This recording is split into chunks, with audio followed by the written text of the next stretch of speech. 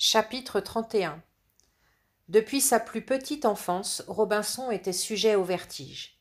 Monter debout sur une chaise suffisait à lui donner un malaise. Un jour, il avait voulu visiter le clocher de la cathédrale de sa ville natale, York. Après une longue escalade dans l'escalier raide et étroit, qui tournait en colimaçon, il avait brusquement quitté l'ombre des murs et s'était retrouvé en plein ciel, sur une plateforme d'où on voyait toute la ville et ses habitants gros comme des fourmis.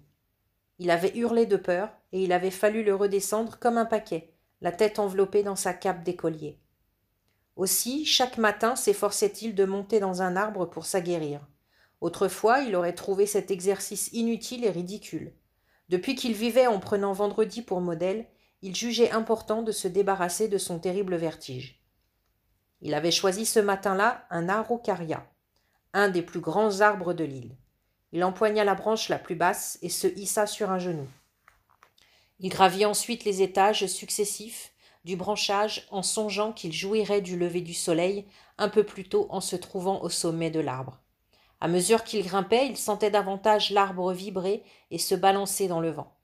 Le vertige commençait à lui contracter l'estomac. Il approcha de la cime quand il se trouva tout à coup suspendu dans le vide. Sous l'effet de la foudre, sans doute le tronc se trouvait ébranché sur une hauteur de 2 mètres.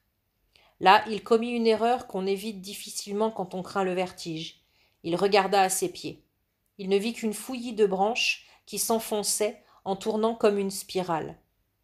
L'angoisse le paralysa et il serra le tronc dans ses bras et entre ses jambes. Enfin, il comprit qu'il fallait regarder non pas au-dessous de lui, mais au-dessus de lui. Il leva les yeux. Dans le ciel bleu, un grand oiseau d'or en forme de losange se balançait au gré du vent. Vendredi avait exécuté sa mystérieuse promesse. Il faisait voler Andouar.